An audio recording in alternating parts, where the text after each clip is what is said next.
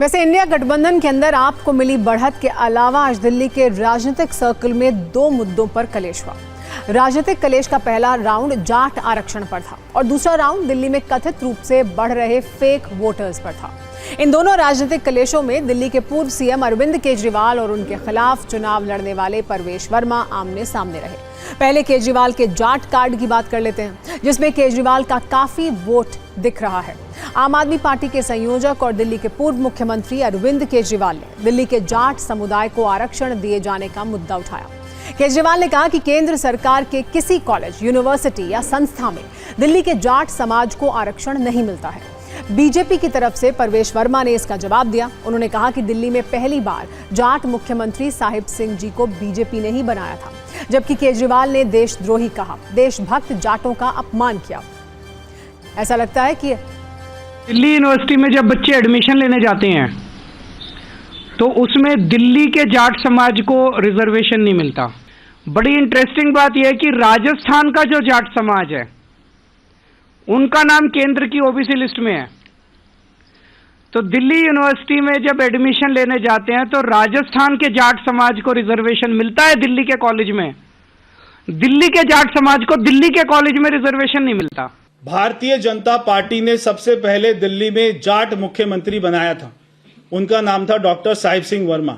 और जो जाटों को घर में नहीं घुसने देते थे, गालियां देते हैं, देशद्रोही कहते हैं, तो हमारी मार्शल कौम के ऊपर में सवाल उठाने की अरविंद केजरीवाल की हिम्मत हो जाती है, उसके बाद में वो उनका हितैषी हो जाता है।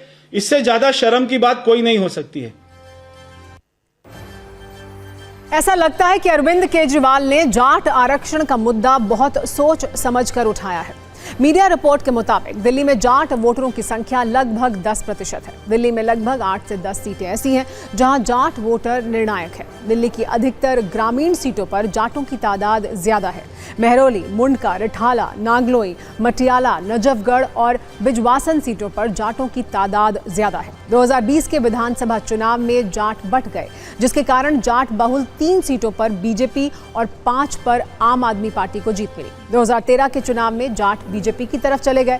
जाट बहुल 8 सीटों में से 6 पर बीजेपी को और 1 निर्दलीय और 1 पर आम आदमी पार्टी को जीत मिली।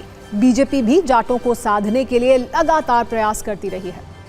जाट आरक्षण पर बीजेपी को घेरने के बाद आज अरविंद केजरीवाल ने चुनाव आयोग से भी मुलाकात की, जिसमें उन्होंने नई दिल्ली से बीजेपी उम्मीदवार परवेश वर्मा की शिकायत की। केजरीवाल ने मुख्य चुनाव आयुक्त को चिट्ठी सौंपी और ये मांग की कि परवेश वर्मा के घर तुरंत रेड की जाए। अरविंद केजरीवाल ने यह आरोप लगाया कि परवेश वर्मा महिलाओं को खुलेआम 1100 रुपए बांट रहे हैं। ये चुनाव आचार संहिता का उल्लंघन है। अरविंद केजरीवाल ने बीजेपी पर गंभीर आरोप लगाए और दावा किया कि बीजेपी उत्तर प्रदेश और बिहार में फर्जी वोटर ला रही है। पिछले 15 दिनों में नए वोटर के लिए 13,000 आवेदन आए हैं। 22 दिनों में 5,500 वोटर रद्द करने के आवेदन आए हैं। आवेदन फर्जी हैं। उत्तर प्रदेश और बिहार से फर्जी वोटर लाने के मामले में अब राजनीतिक हंगामा शुरू हो गया है। बीजेपी सांसद ने मनोज तिवारी ने इसे बिहार और यूपी वालों का अपमान तक बता दिया है। 15 दिसंबर से कल तक 13,000 नए वोट बनने के लिए 1 लाख वोट की असेंबली है, छोटी सी असेंबली है, उसमें 13,000 नए लोग कहां से आ गए? 15 दिन में कहां से आ गए? पिछले 15 दिन में 13,000 नए वोट बनने की एप्लीकेशन आई है। जाहिर तौर पे ये यूपी और बिहार से ला के, यूपी आसपास के स्टेट से ला के फर्जी वोट बनवा रहे हैं ये लोग।